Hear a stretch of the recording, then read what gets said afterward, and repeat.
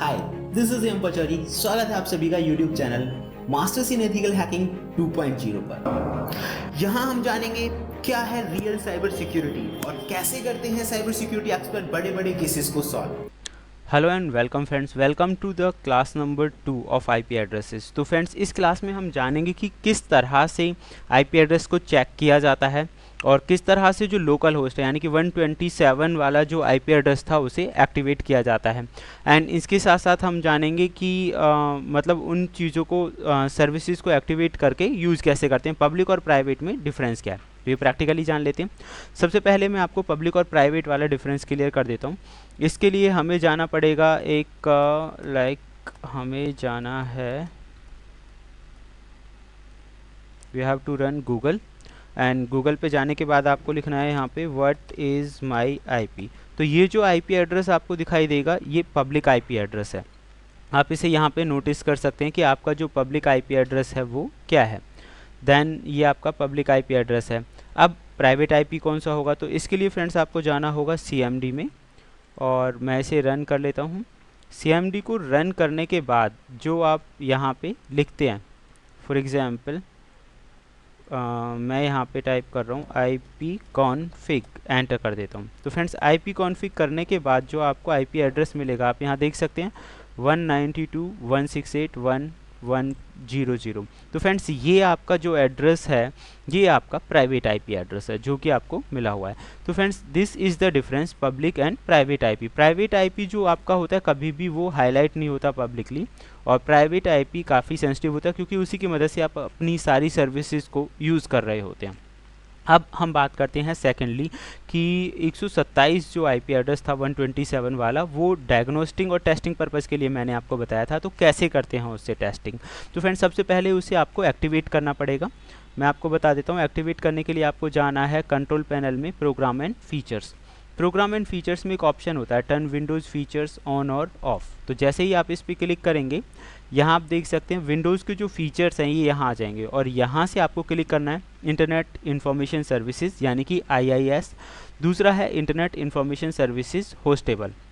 जैसे ही आप इस चीज़ को ओके करेंगे इसमें थोड़ा सा टाइमिंग लगेगा और ये जो सर्विस है ये एक्टिवेट हो जाएगी। तो तब तक के लिए थोड़ा वेट कर लेते हैं हम। तो फ्रेंड्स जैसे ही ये सर्विसेज पूरी होगी उसके बाद क्वेश्चन आता है कि अब हम इसे कहाँ से देख पाएंगे। तो चलिए इससे अगला जो स्टेप है, जैसे ये कंप्लीट होता है हमें जाना है माई कंप्यूटर के अंदर और वहाँ पे हम चेक करते हैं। तो सबसे पहले हमें जाना है कंप्यूटर के C ड्राइव में, और C ड्राइव में जाने के बाद यहाँ पे एक फ़ोल्डर आ जाएगा inet pub। इसका मतलब वो सर्विस आपकी एक्टिवेट हो चुकी है। और अब यहाँ पे ये सारी जो फाइल है मैंने अब पहले से कॉपी करके रखी हुई है। ये जो जगह होती है यहाँ पे कुछ भी होता नहीं है वैसे, मतलब सिर्फ IIS की फ़ाइल ही होती है यहाँ पे।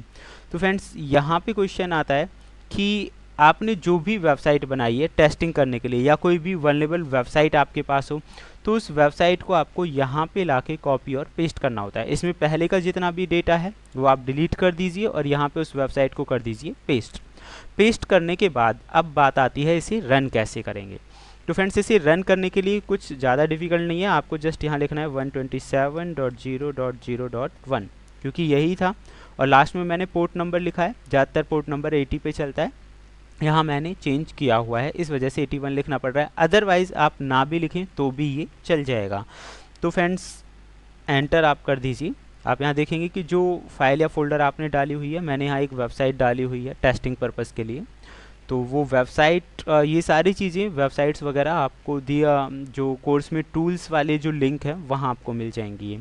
तो वेबसाइट पे मैंने क्लिक किया और वो जो वेबसाइट है वो रन हो जाएगी। तो फ्रेंड्स आप समझ सकते हैं कि ये जो है मतलब 127.0.0.1 ये टेस्टिंग पर्पज़ के लिए आप अपनी कोई भी वेबसाइट वल्नरेबल वेबसाइट है या जो आप टेस्ट करना चाहते हैं अटैक्स वगैरह करके देखना चाहते हैं तो एक इन्वायरमेंट मिल जाता है आपको वो सारे काम करने के लिए।